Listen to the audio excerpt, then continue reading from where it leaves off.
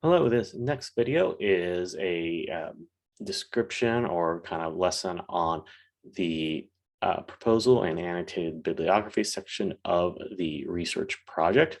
And so in Blackboard, you will see, hopefully you already watched the whole overview and looked at the PowerPoint, but right here, there will be the PowerPoint and then a video. I'll have the videos embedded instead of right here. So we're going to go over to my PowerPoint.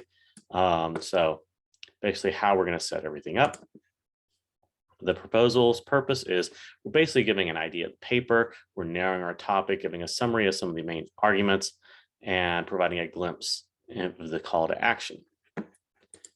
We're looking at about 2 pages. You don't really want it to be longer because then it becomes its own paper, but definitely more than a page. You're giving the readers a sense, you're giving me a sense of what you're going to be doing. You're teasing the reader about the topic to help them understand basically the main points. And then really kind of think of this like a movie trailer. Here's what I'm going to be doing, right? Here's what this promise of this paper is. So you're also setting the tone of the paper. You're giving some sources. You will have citations in this proposal. You're establishing credibility. You're defining keywords. And again, it's a mini paper.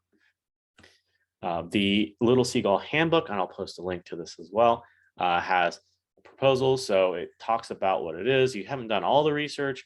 Things are going to change. So I want you to keep this in mind. Your position might change. And that is great. It's not a bad thing. It doesn't mean that you had a bad idea. It just means that you now have more information and you can make a better decision. That is critical thinking. That is life. A proposal is self-aware. It uses phrases like this paper will explore these things. So that'll be fine. It says the overview, you can do the same. I used to call it the overview. I'm sorry. So keep that in mind. The proposal is self-aware. Then we have the annotated bibliography. I guess I spelled it wrong. I'm sorry about that. And it won't be changed because it's already done and I'm doing the video. So sorry.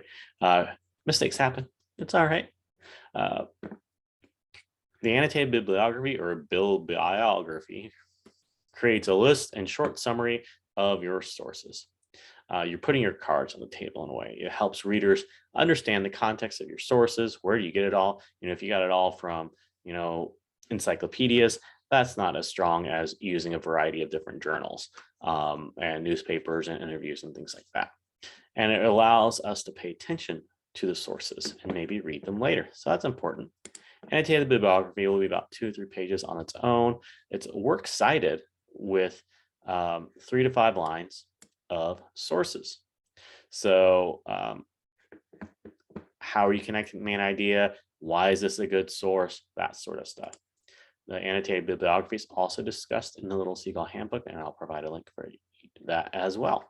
So hopefully this will help you understand a little bit more about the proposal and annotated bibliography. Thank you.